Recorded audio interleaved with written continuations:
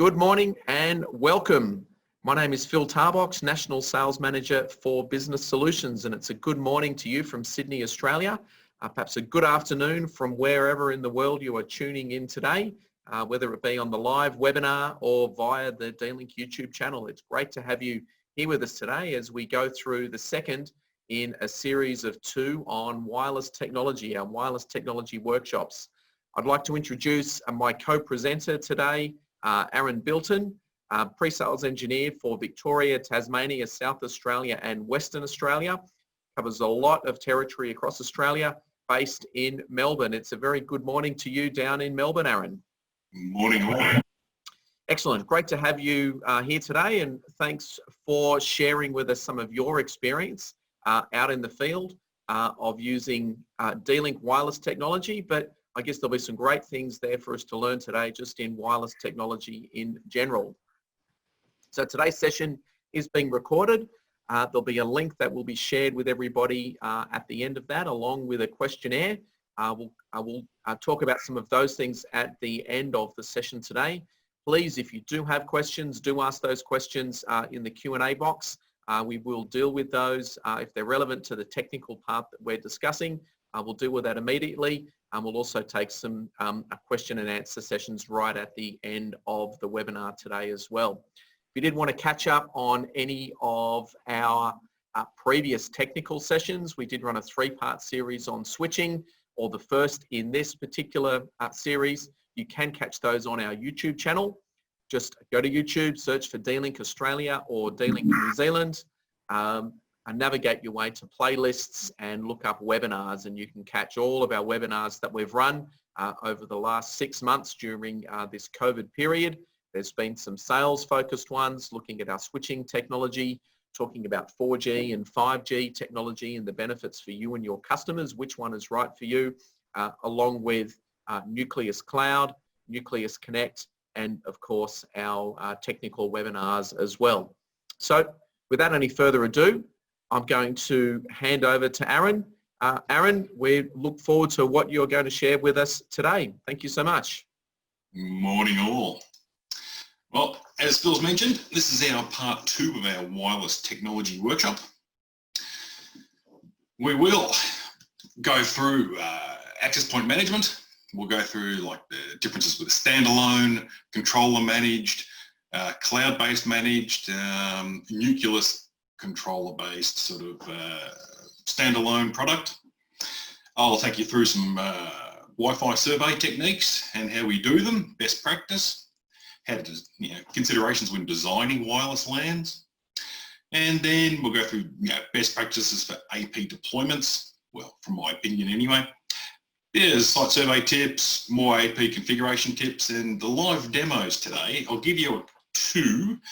I'll go through some more advanced sort of customized setup for the DAP series on Wi-Fi, and I'll give you a brief look at what I use to spectrum analyze Wi-Fi during one of my surveys.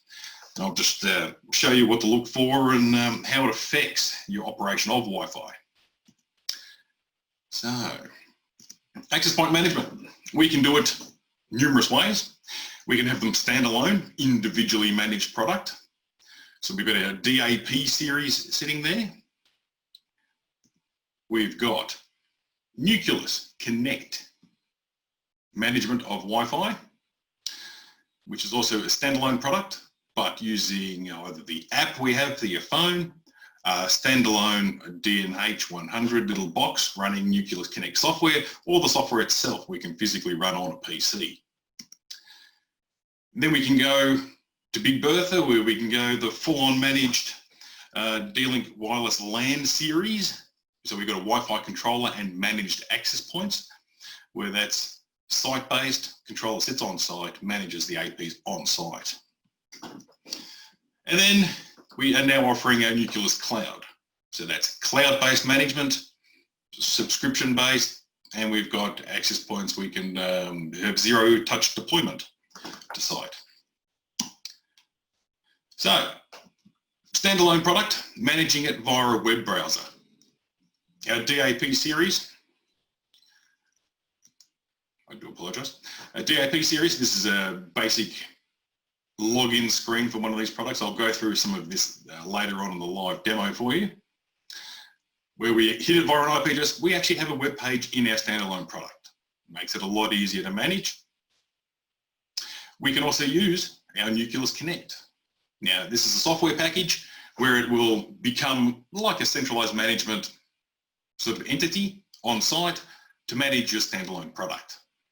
So that works with the DAP series. That's the part number of the APs. This Connect software is also available on our Nuclias Connect hub. This little product here, yes, we did call it a hub. It is a hardware-based appliance running Nuclias Connect software.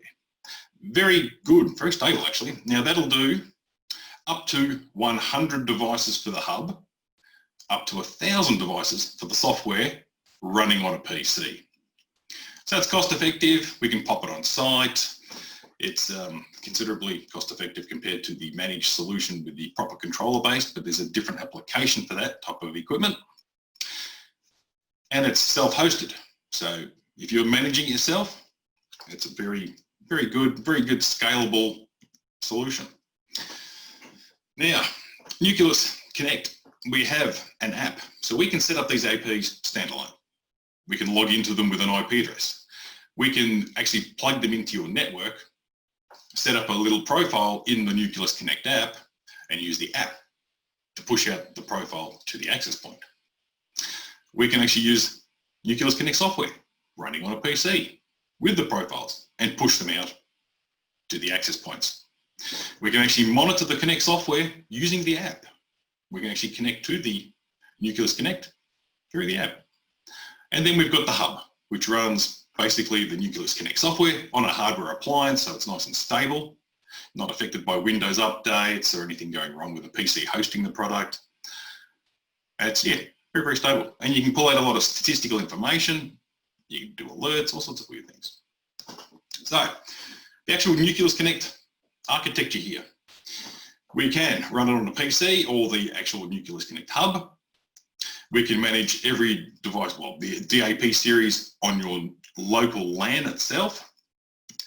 We can then install DAPs independently on sites and have them managed via your Nuclias Connect. Now that involves a little bit of port forwarding and a special IP address configuration, but that's it works and works well. So we can actually have Nuclias Connect on your site managing different branches. We can actually even do local admins for those branches. And we can have multi-site and multi-tenanted site logins. So it's very customizable, works well. Now the DAP series here. Now, the DAP in our part number, it stands for D-Link Access Point. And then there's the series after it. Everything from the AC 1750 by 3x3s, 2x2, and we got 2x2 outdoor.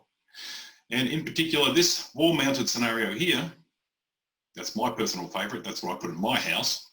That product there has currently RJ11 and RJ45 pass-through, which come out the bottom of the AP. And it's designed to, you can take the data point off the wall and screw it in there. So you can plug the data cable in the back of the AP's PoE, and yeah, they work really well. And the coverage is very good. I've personally load tested these. I've put 86 devices on this particular product and it handles it rather well. So when we step up from Nuclias Connect, we have a centralized management with a controller. Now, in this controller, that's a DWC product. That's a D-Link wireless controller. There is a proper chipset in the controller that talks to the chipset of the access points. The access points of the DWL series. So if you had a larger site or a site in the city, which I'll go through later, we can have up to 256 access points hanging off the controller. We can have multiple failovers for controllers. We can go N+1 for the controller. It's got auto access point discovery, auto channel adjustment. So every 6 hours, it'll actually automatically go out and adjust all the channel planning for the whole site and stabilize it all for you. Because during a 60-hour period, you could have someone come in and turn on a hotspot, and a hotspot's going to broadcast on the channel. If it's on the same channel and as the closest access point, you're going to have a bit of a retry rate increase there. It'll do auto power adjustments on the fly. So there's a good algorithm in that, where if you have a wireless client that refuses to leave an access point, it may be sitting in a room or a closet, it'll actually increase the AP's power just for that particular client. Self-healing, if one of your APs decides to go offline, I'll cover a bit of that later. The other surrounding access points will power up. It'll give you a 20% increase to fill the void.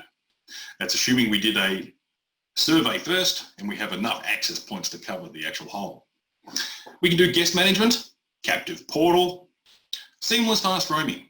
Now, if you had a site where you have to have guaranteed roaming, that's going from access point to access point to access point without dropping a ping packet, you have to use this type of product. This product will give you that functionality.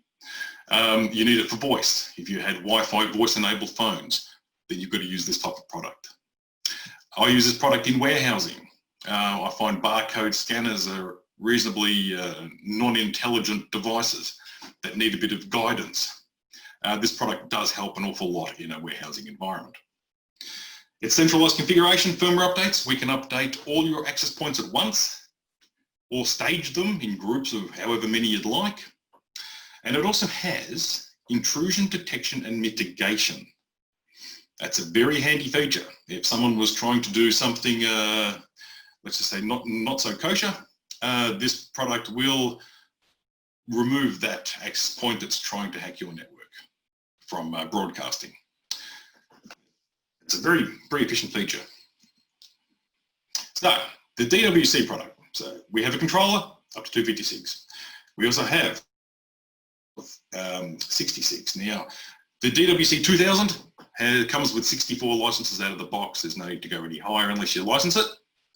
DWC 1000 comes with 12 licenses out of the box. Now, both of those can run redundant controllers, so you can actually buy 2, go 3, and plus 1. We have access points, DWL, so it's D-Link Wireless LAN. These ones are basically designed for this product.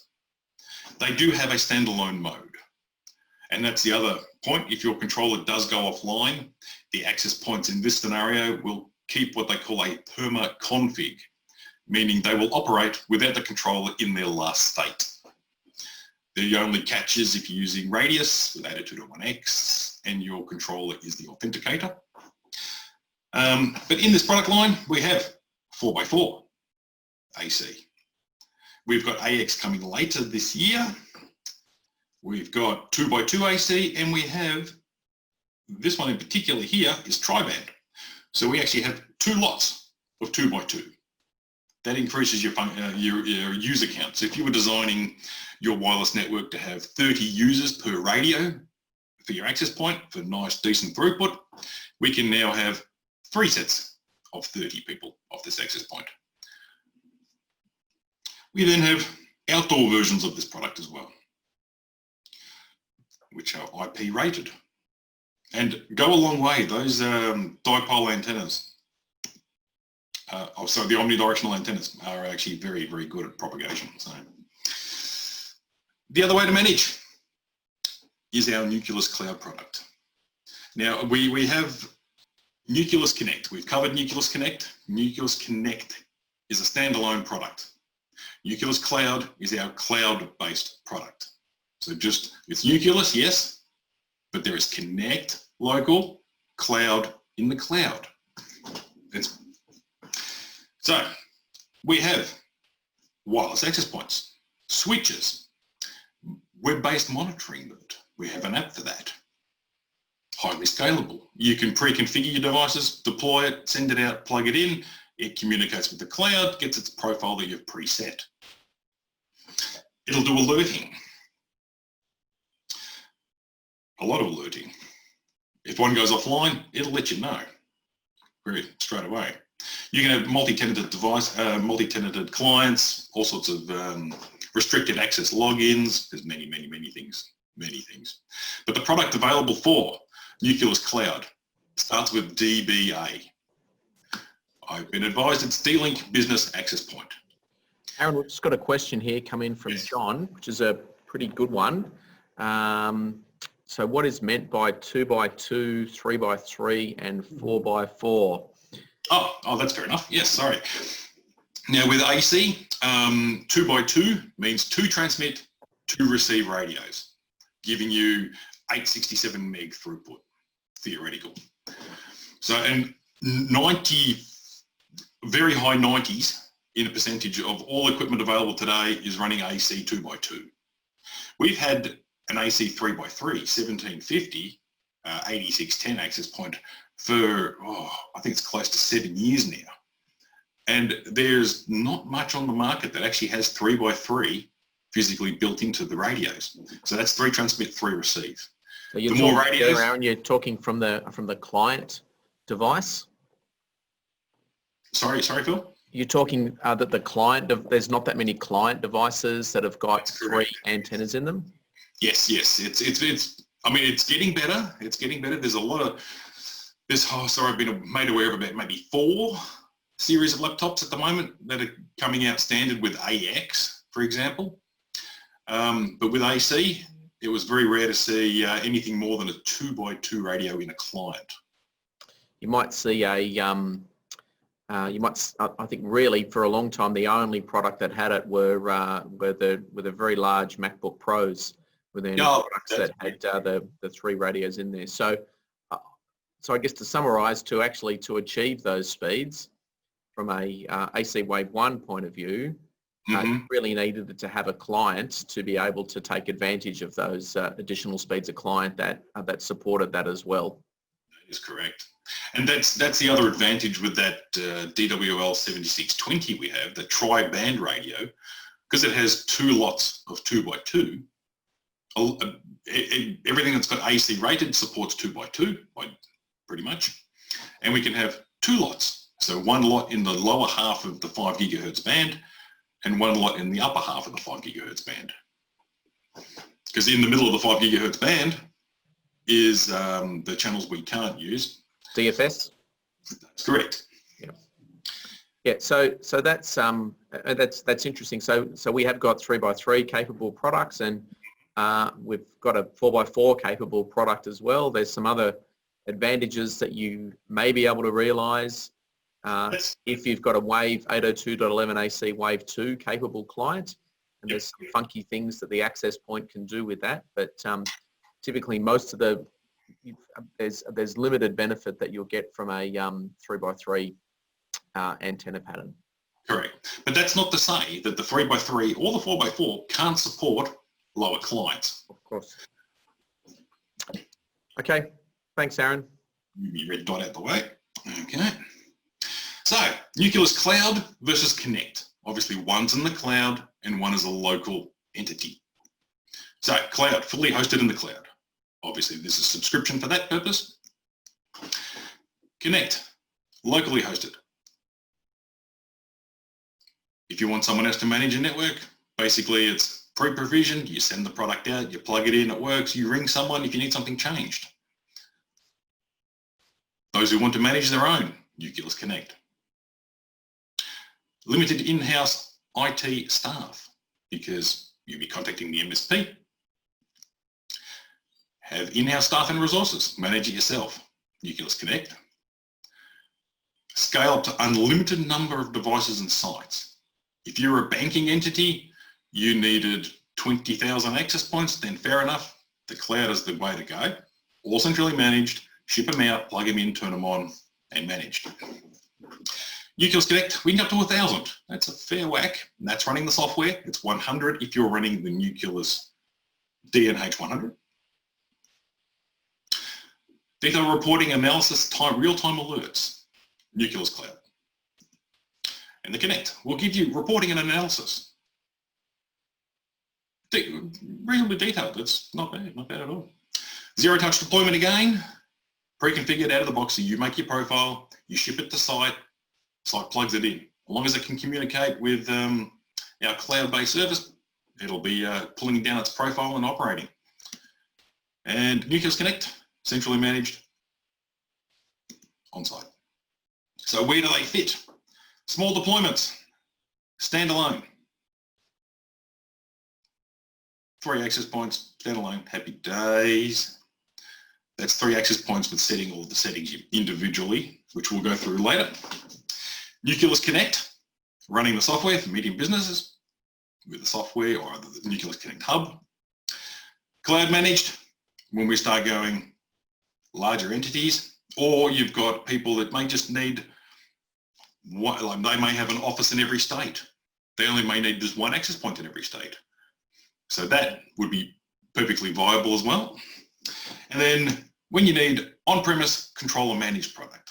So if it's a nursing home, if it's a school, if it's a warehouse, I would be putting an on-premise control managed product in. Very stable, very functional. Again, deployment, small, low scalability. Go to Connect, we can do many features like monitoring, remote management. We can scale up to between 100 and 1,000. Just a note here, if you use a particular access point, like a 2620 I'll show you later, in conjunction with the Nuclias hub, then you will get fast roaming. I've personally tested it working. Nuclias Cloud, any size, all the way through. At the present, we don't support fast roaming. And controller managed and fast roaming, and up to 256 and beyond, depending on the controllers. Any questions at this point before I jump into the next bit? Looking at the list? No. Okay. So, surveying. I do a fair whack of Wi-Fi surveys. I mean, my techniques will differ from everyone else's. There's different products teach you in different ways to do certain things. I can only tell you what I've done over the last, well, say 15 to 20 years actually.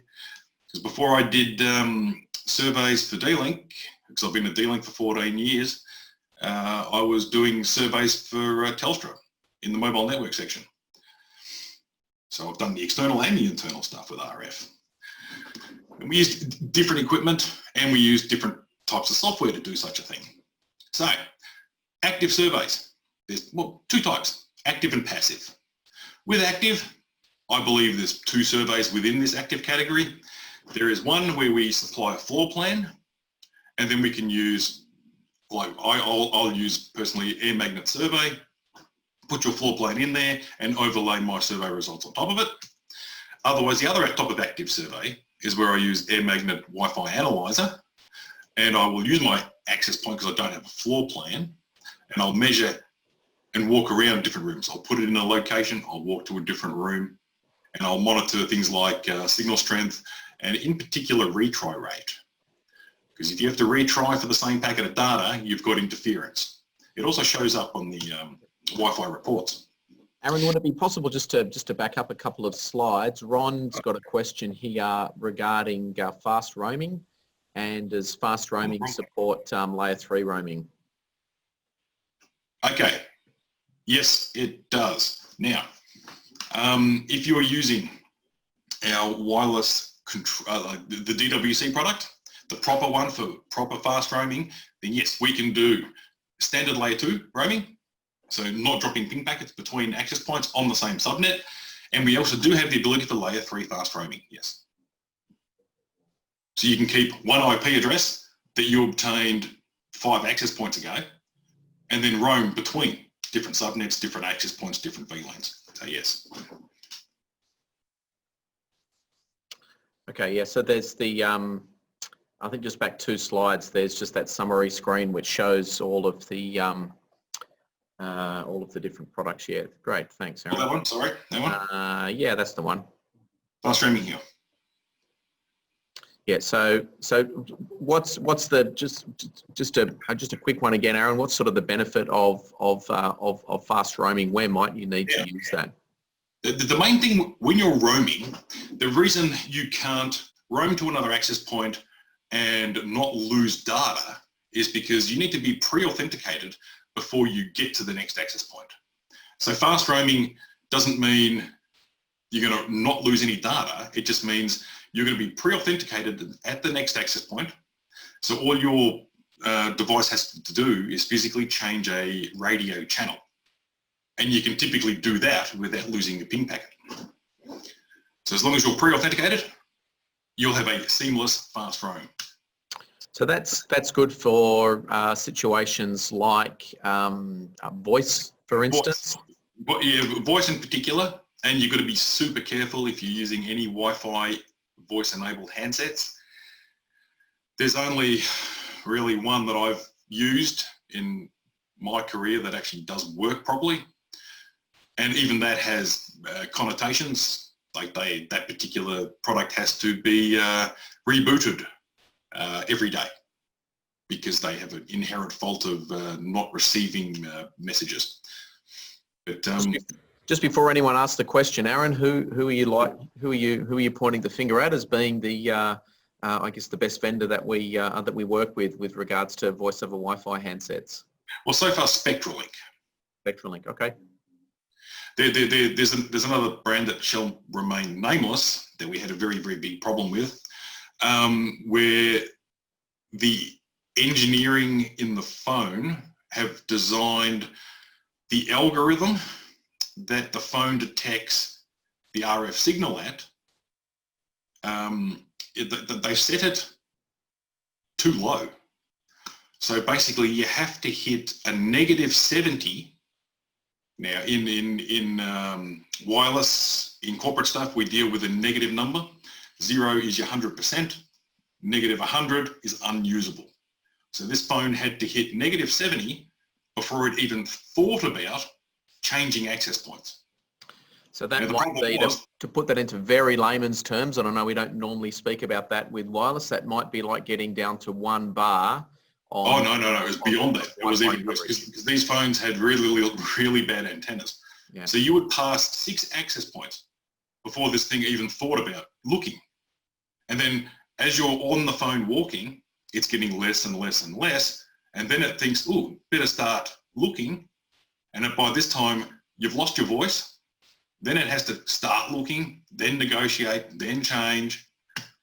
And by the time you've got this big gap of no voice. So from like a client's perspective, I think as well with fast roaming that you'll maintain the same IP address as well, where without that you'll be given a new IP address.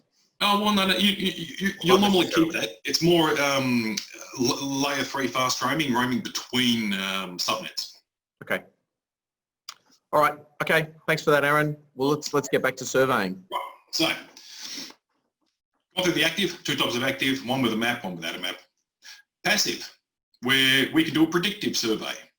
You can give me your floor plans. I can punch it into our D-Link tool, which unfortunately the public don't have access to. We tried to give it, but getting through to our server that hosts it is way too hard. But if you want one done, I can do it for you. So just feel free to email it to me and tell me what you want to use it for. But basically, we can do predictives. So we put your map in, we tell it what kind of access point you want, tell it the dimensions. We have to specify every single wall type, whether it's a wall, a window, a door, how thick, estimated loss, that type of scenario. Technically, it takes longer to do a predictive than it does to go to site to do the active. But we can give you, predictive, it's reasonably smack on. And then we can give you a result that looks like this. That one, I think, was done by our software. If you have anything that has concentric circles, it's useless. That one has definitely more of a proper feel.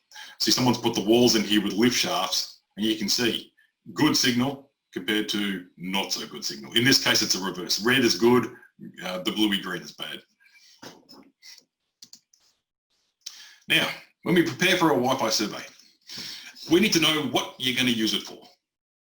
That's the main thing. I mean, if it's going to be an office environment compared to a warehouse, completely different type of survey. What applications are going to be used? Are you going to use the voice? Are you going to use barcode scanners? Because barcode scanners are a very interesting device. I haven't used any of that are really too intelligent. but we have to account for that.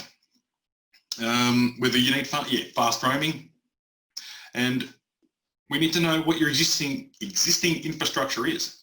Because one, we need to know where your data points are. Normally I look at that when I'm walking around. I try and base a survey on existing cabling. Sometimes you just can't. We need to know whether you've got PoE switches, because all these access points are typically PoE, and you don't want to be running power points or plug packs out to the devices. You also want to know if you've got gigabit or 100 meg switches. You may have put 100 meg switches in years ago, and you're trying to connect a 4x4 AC device onto a 100 meg cable. It'll work, it won't work well. Things like indoors or outdoors. I mean, if you're doing indoor surveys compared to outdoor surveys, very different type of scenario. Bandwidth and roaming requirements, yep, again, high speed, you need your switching, and security requirements. You may want a 802.1x radius.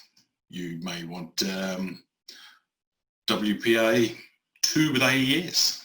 You might also want, in relation to this, captive portal or authentication external we can use. There's quite a few extensive questions we need to ask. Now, when we're using the software, there's a few versions. We use a paid version. You get some more advanced feature sets if you use the paid version. There are free versions available, which are not bad at all. This is a combination of mixed. What's the paid version that we use, Aaron? We do use Air Magnet. Now, it was made by, was Air Magnet, then Fluke bought them, and now it's called NetScout. But yes, we use Air Magnet. The main reason I liked Air Magnet is because they used to supply retry rate. Now, to obtain retry rate, it's solely dependent on the Wi-Fi network card and the driver set for the chips. It turns out that seems not to be a popular type of result. So trying to find something that can do retry rate these days, it's very, very rare. But in this case, we can see like SolarWinds, Insider. I mean, I've personally got Insider as well. I've got a Wi-Fi analyzer on the Android phone. And it'll give you simple things like network names, MAC addresses, channel numbers, signal strengths. Going deeper into it, I like to see retry rate, MCS indexes, that type of scenario. So, doing a survey. Typically, we will use an access point on a tripod. Now, also, yes, and before anyone says, yes, you can get these all-in-one little devices now. You can just hit go and walk around with it and feed it back and get the scenario. I prefer to use the product you intend on putting into the premise. If you do an active survey with the correct product, you know exactly what you're going to get. If you use a predetermined device that may be AX capable in a special proprietary package, yes, you're doing a survey on that device, and then you're going to alter the output according to antenna patterns for a different product. I prefer to use the original product. That way you can guarantee what you see is what you're going to get. Now, say we put an AP on a tripod with a power source, and you'll need a laptop with a wireless card and the software. Floor maps, if we can't find a floor plan, floor plans are normally like pulling blood out of a stone, but if you're doing a business, they should all have a fire evacuation floor plan on the wall. And you can typically just use that. Mind you, I would also recommend you get a laser measurer, because when you run survey software, you've normally got to measure up the floor plan. And I like also to use the spectrum analysis software as well, so you can find out what's around you at the time you did the survey and make a log of it, because that will also affect the outcome. Because I mean, 2 days later, it could be completely different, and you want to know why. So when we do a survey, we identify the areas of where we need the Wi-Fi coverage. Normally you'll ask the client where and what you want to use it for. We'll identify all the LAN connectivity points and PoE availability, because some people just will not read cable, and you've sometimes just got to base a survey on what they're prepared to actually do. That does alter the output as well. Positioning APs where it's most likely to be installed, obviously with the cabling as well. Now then we use site survey tools to find signal strength, throughput, loss, rate, retry, MCS indexes, all sorts of things. Now, this particular software will do millions of samples as you're walking around at a particular pace. This software actually does a ping noise to indicate when you should take your next step. The unfortunate thing is it's a very odd rate. So when you're walking around at this particular rate in an office holding a laptop, people will look at you strange. You learn to live with it. Then you can, while you're walking around, you can actually identify retry rate, the signal strength drop-offs, that type of scenario. Now with a particular survey, when I'm walking around, you can see the patterns you walked around here. Each one of those blue dots is a sample reference point, which you have millions of references in it, mind you. But during this process, when we're doing a corporate grade Wi-Fi survey, I like to keep my signal levels at a -65 cutoff. So 0 is 100%, it's unachievable. So -20 is typically 100%. Now -65 is a nice corporate level at half power. Then -100 is unusable. So we want to base our access point placement when we hit -65. So you put an AP down, you start walking, it'll be -20, -30, 40, 50, down to 65, then you stop there. Pause the survey, move the access point. Then we know we can leave one here, and then the next one starts from that point on. If we base our surveys at half power, it'll match one-to-one with typically the device you're going to connect to the Wi-Fi. I'll cover that in a little bit more further on. So after I've done all this, I can complete a Wi-Fi survey report for you. Now, we don't give it to the customer, you give it to the customer. So I don't put pricing in it. I will put things like this: proposal and requirements, just a list of what we've done and how we did it. We will do Wi-Fi coverage areas, so signal overlay on top of your map, or floor plan I should say. We will do heat maps. So I'll typically give you a signal strength, a loss and a retry rate.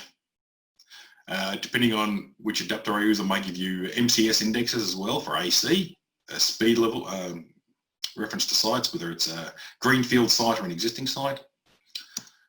I will give you the interference levels, problem areas, and a recommended floor plan with where we're going to place the access points.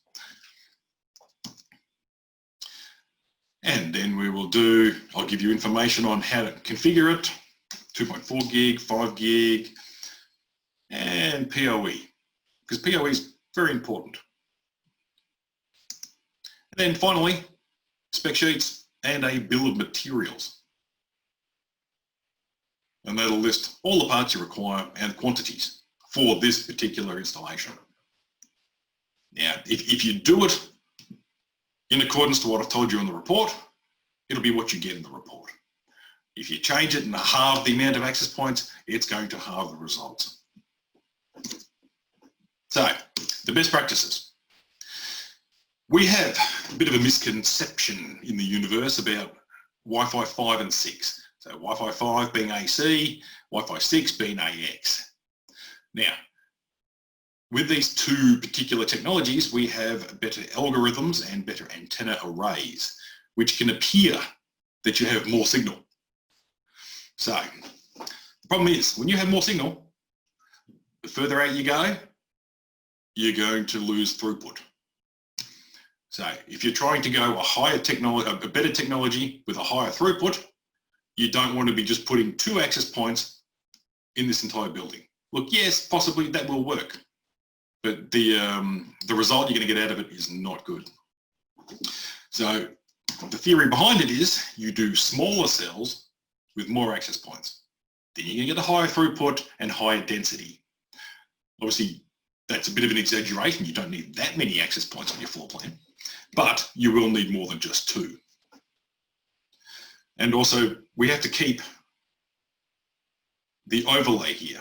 These two, or that particular section between the 2 APs, that overlaying, we want to keep it minimal, but usable.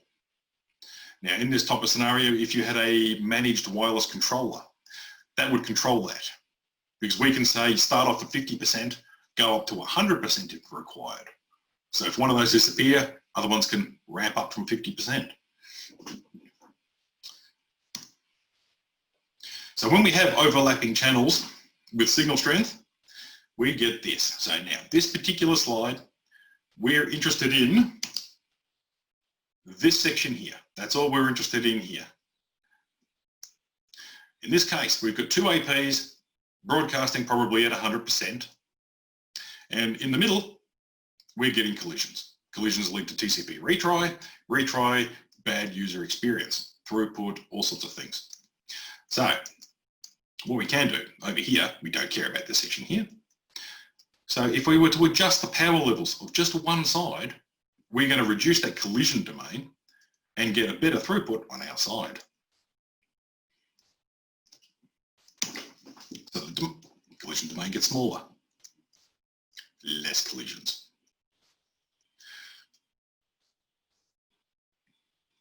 So when we survey, signal in the 5 gig band doesn't travel as far as 2.4 gig.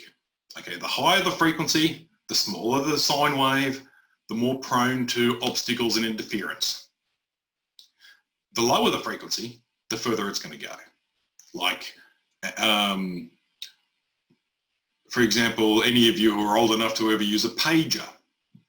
I might have had a pager in the day, or 5. Those things would work 10 stories underground because they were down at the 200 megahertz mark. Right down. Big sine waves can penetrate a lot more things. So the higher you go on frequency, the more prone to interference you are. So the shorter the distance. Again, 2.4 gig. And when we do the survey, I tend to base my surveys on the 5 gig band, not 2.4 these days. Initially, obviously, when G was around, we did 2.4 gig because no one was using A. But these days, because we're using AC, AC's on 5 gigahertz, we'll base it on 5 gig. This will change a little bit when we start surveying AX, because AX is going to take 2.4 and 5 gig bands at the same time. So that's a little bit different to look out for. So an example of 2.4 gig going through 2 walls. Obviously that's a powerful access point. And then we've got 5 gig down to 1 bar, just going half the way. I tend to see 10 to 15% less signal when measuring 2.4 to 5 gig, just in my travels. So when we do Wi-Fi over long distance, so we're going point-to-point links, we have to watch out for what they call the Fresnel zone.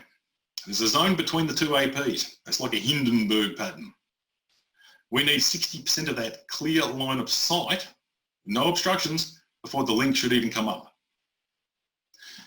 So that's things to watch out for. And also too, the longer distance you go, you've got to start accounting for the curvature of the Earth. That also gets in the way. So you've got to raise both ends and all sorts of things. So we have to watch out when we're doing point-to-point links, clear line of sight. I will typically not recommend any point-to-point link unless you do have a clear line of sight. People say it doesn't work. Now, site survey tips. This is best practices for site surveys. AP mounted on a tripod, my personal preference. Power of the access point set to 50%. Now, corporate grade access points have 100 milliwatt radios, typically. You can get higher ones, but typically in Australia, 100 milliwatt radios. Domestic product typically have 30 milliwatt radios. So there's a big difference in signal. Now you may not see on your phone or your device more bars than you would domestically, but the difference is 1 bar of corporate grade Wi-Fi is fully usable compared to 1 bar of domestic, which would not be usable. I've seen 1 bar of corporate grade Wi-Fi on a laptop achieve 300 meg throughput. It depends on the access point, but I've personally seen that. We do walking pace, because the slower you walk, the more sampling rate you're going to get, the more accurate the survey is going to be. So obviously just don't run straight through the building. Testing locations. Over time, you develop a sixth sense of where the AP has to live. So you tend to know where your next one's going to be. But testing locations, watch for the -65 drop-off. So when you hit -65, you want to stop there, move the access point to this location. Because setting power to 50% will halve, so you're doing a 50 milliwatt survey for a 50 milliwatt device. So on your phone or your laptop, it's a 50 milliwatt radio. So what you see is what you get. You see 1 bar, fully usable 1 bar. Whereas if we had the AP set to 100%, remember there's better radios, better antenna arrays in the access point, can go an awful lot further. So, whereas the device itself, a lot less. Mobile devices 50. That's a really important point, Aaron, that, you know, it's one thing to be able to receive a signal from an access point. Of course, if you want to get anything out of it, your device needs to be able to communicate it to it as well. So certainly taking that into consideration is really, really important when designing networks. Great point, Aaron. Cool. And then, yes, obviously business grade access points have better antenna arrays, the algorithms are the same, but better arrays. Also too, I put a lot of the DAP series into domestic. So a lot of these ISP supplied modems and so forth have a very limited amount of devices you can physically put on, and also the signal. So I tend to turn the radios off on the modem and install the DAP series in homes.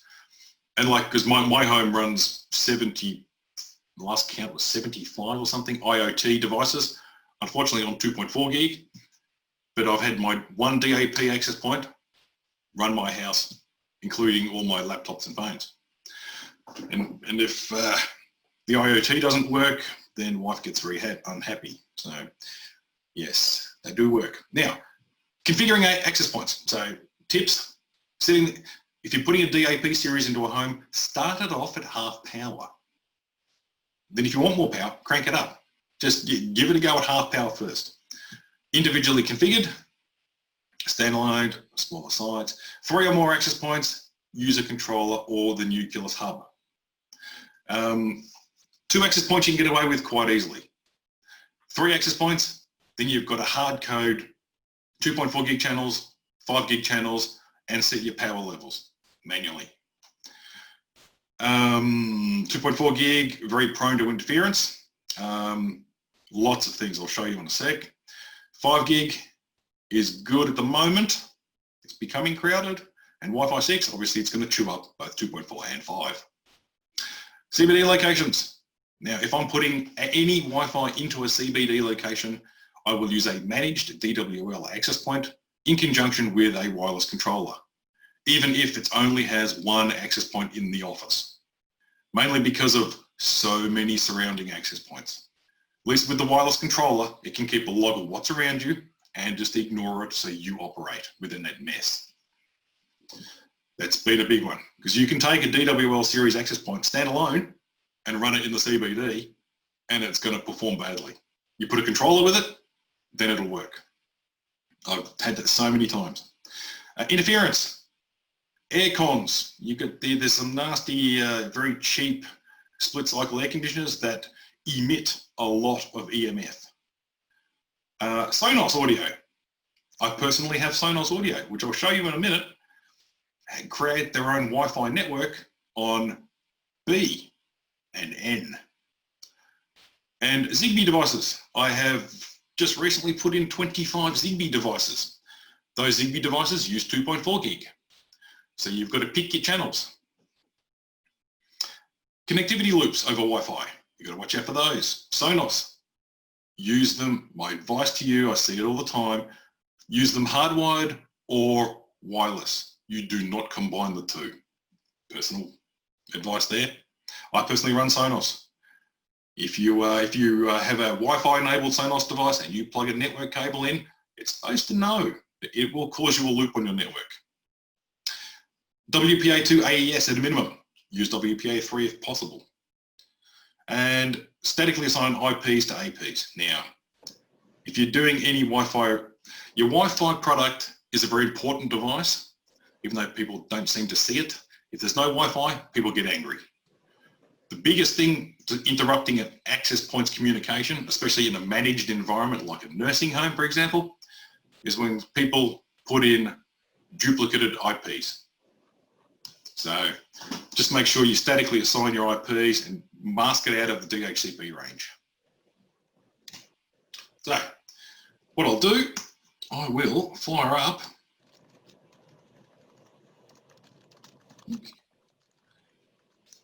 now. I'll give you, hopefully you can see this. Just before we go, Aaron, I've just got a comment here from Wayne regarding regarding other devices that cause interference. A car with a black view camera, you know, in that those cameras can act as an access point and cause issues on 2.4 gigahertz as well. So absolutely. 2.4 gig is very, very crowded. There's lots of downside to it. The good thing is that it goes a long way, and the bad thing is that it goes a long way. Now, this is Air Magnet Wi-Fi Analyzer. This is what I run before I start my survey. Okay, now top section here. I'm assuming you can see that, Phil. This one here is the access point list. So every SSID that's being broadcast, all the way down to ad hoc. Now this here, these are my Sonos. I've got Sonos audio around the house. This has made its own mesh network. So look at that. A, B of all things, 802.1, 802.11b, look at that. That makes a big mess of 2.4 gig. Now I've also got Zigbee running on the higher end of 2.4 gig, causing grief, and the rest of my other IoT devices are also on 2.4 gig. So my 2.4 gig is a big mess, but I've had to manually set everything. More Sonos is down here. And it just keeps going and going and going. But the main thing is, if I don't have a floor plan, I will use this for your survey, and I can pick on an access point like our D-Link one here that I prepared earlier. I can then change this to be 2 screens. I can change this to be retry rate. Now, on the left here, we can see signal/noise. That's my signal running at -43 at the moment. And on the right hand side, it's my retry rate.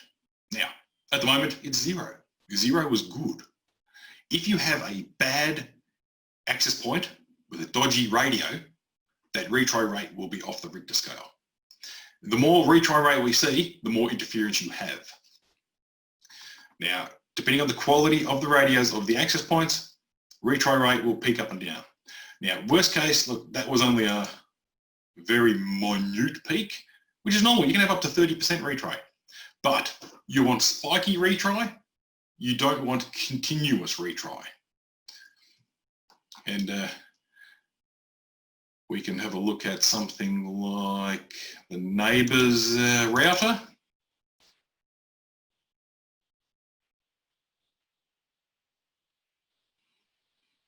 Yeah, it's pretty standard. All right. I'm going to have a look at 2.4 gig. Now, that was one peak, so 12%. So I've got excellent signal, but I'm starting to see transmit retry rates because of interference. There we go. That was a 33%. That's the type of thing you got to look out for. If you start seeing a lot of these, now that was only a transmit, it wasn't a receive. Sometimes you'll get both. If you start getting both, bad user experience. And then the survey version of this, we load floor plans, we overlay, we start walking, stepping ourselves through. So what I'll do, as we're running out of time, I will now jump into show you some advanced configuration.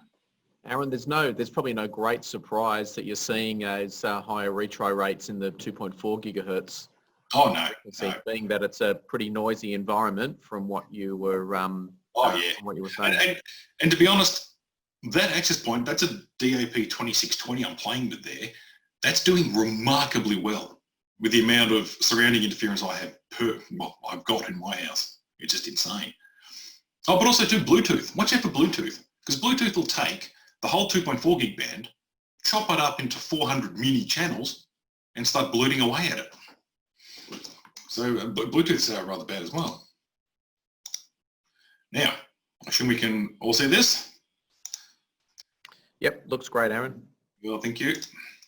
I'll just log into here, something I prepared earlier.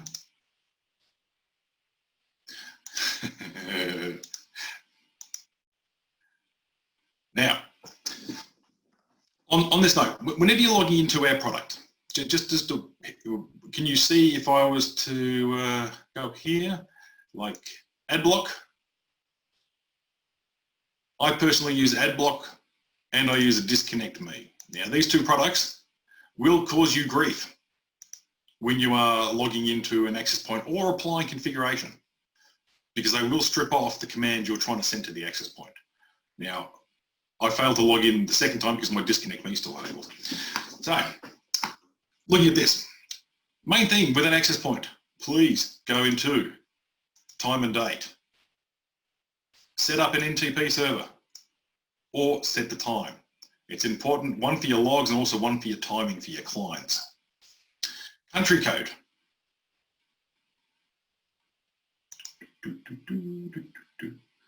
Country code here. Very important these days. Use Australia.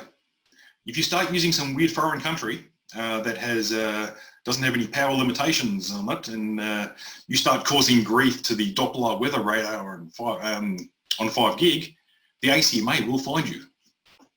They will say some rather nasty things. Now also, just be aware with a DAP series, it's Nuclias Connect enabled. So down here, we've got a Nuclias Connect option.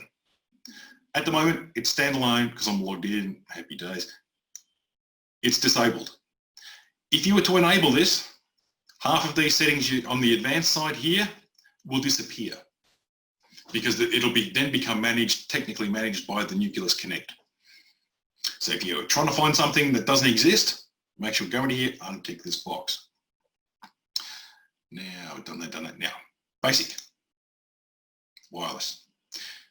Up to 2 access points, auto channel enabling is fine. These things will do auto channel on boot up only, not actively all the time. If you use Nuclias Connect software or the little Nuclias Connect hub, you can set it to do it every 6 hours, so it'll do it for you. Use a decent security type, WPA2 or WPA3 if you support it. Now, also be aware, DAP series, they're a dual band access point. This is 2.4 gig settings. We can change to 5. It's independent. I've had so many people ring me saying, I can still see a D-Link open network. That's because the 5 gig was still running. They defaulted to 2.4. Under advanced settings, under performance, now, this is where we can start playing. If you don't need B or G on 2.4 gig, don't use it. Set it to N only. 5 gig. If I can never select it, there we are. Mixed AC. Set it to exactly what you're going to use it for. Obviously with AC, we've got to use the backwards compatibility on ours. Power settings. So under here, you see here, transmit power. So if you are setting these up, start them at 50% power. It's already at 50% power, it's still going to be far superior than a domestic product. So then we can crank it to 100% if we need. Yeah, 2 of these in a home should be nearly overkill. I personally use 2 mainly because I want my garage covered as well. But I didn't need to go to the third, so that was very good. Now, wireless resources. So here, we can actually turn on airtime fairness. If we do have old school product connecting to our Wi-Fi, we can turn this on and it'll reassign the CPU timing to account for the higher speed clients. We can do band steering. You know, forcibly suggest people to go to 5 gig instead of 2.4. We can put connection limits, network utilization limits, and aging out. Now, David covered this in the previous presentation as well. We can set at what threshold a client gets to before we kick them off. Because some clients will refuse to jump access points if you have more than one. Sometimes they just need a bit of a poke. So here we can say when you get to... In particular, Aaron, I think there's one brand of device and phone that's worse than another. Perhaps starting with A. Yes, there are special phones out there that they just will not quit. So yeah, we tend to set this at a particular level, but also be aware, if you turn that on, make sure they've got somewhere to go to. Because we can turn it on and kick them off, but they're going to just be kicked off.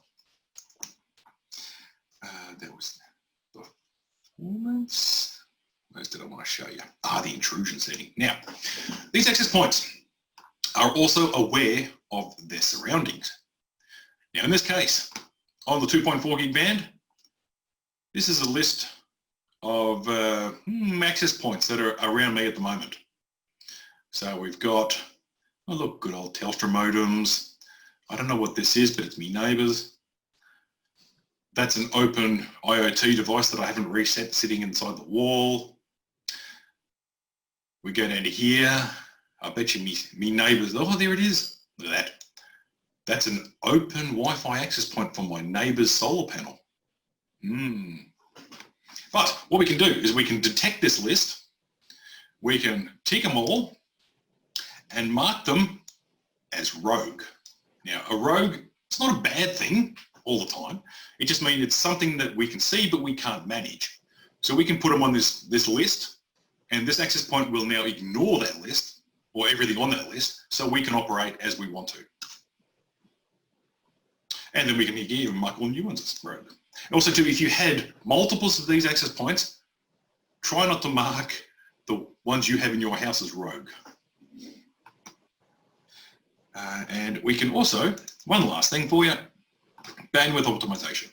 So you can turn this on, say how much bandwidth your physical Wi-Fi does have, and allocate it to SSIDs. You may want to slow the kids down a wee bit. I have personally done this for friends, and I've since found out that even if you dumb it down to 1 meg, they can still do YouTube, which is rather interesting. But yes, we can actually limit the SSIDs independently with speed restrictions. So that's just and that's only half of the stuff in this access point itself. So that was that's pretty much all I had, unless someone else has any specific questions for that.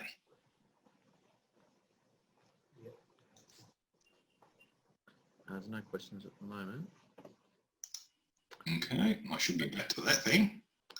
Okay, Aaron, there's just had a comment here from Jacqueline that has had some experience in installing Sonos, and they've commissioned both wired and wireless Sonos, and everything works great. So yeah, I'm not sure about a hybrid scenario there. I know that's what your comment about was to say hybrid is a bit more of a bit more of a challenge.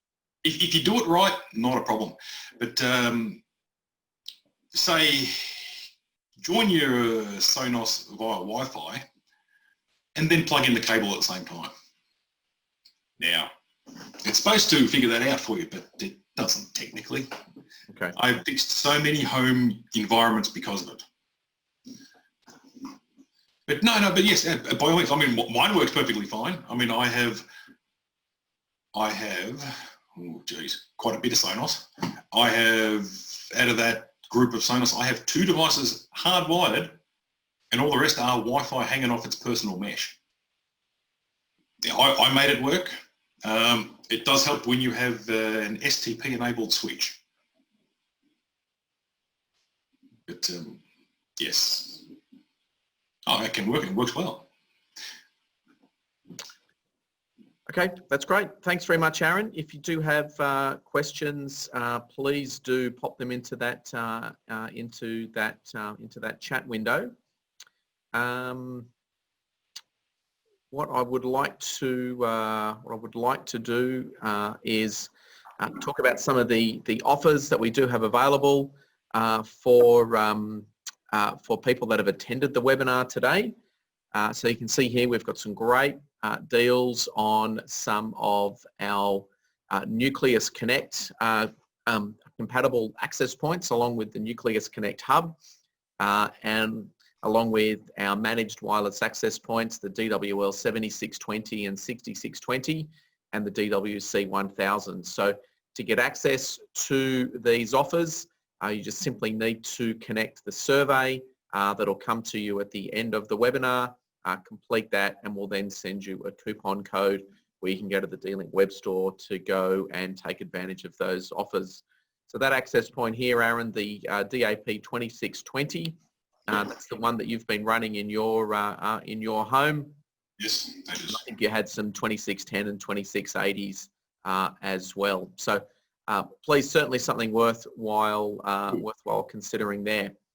We do also have some great promotions on wireless networking products that are running up until the end of September, where if you buy any 3 of our Nuclias Connect capable access points, the 2610, 2620, 2680 and 3666, that you will get a bonus D&H 100, the Nuclias Connect hub. So a really great deal there. That is available from all D-Link distributors, available to all D-Link partners. So if you're not yet signed up as a partner, now would be a great time to do that. You can do that on both the D-Link Australia and D-Link New Zealand sites. Those URLs are there on the screen. Just add a /rewards to the end of that. Some great reasons to become a partner. Upfront discounts that you get on all of our business products. Access to priority technical support. You can work with great people like Aaron and like David, who ran this course a couple of weeks ago, and of course access to our channel managers and directly into level 2 and level 3 support. So all of our products are available via our distributors in both Australia and New Zealand. We're distributed both by Ingram Micro and Cenex in just Australia only.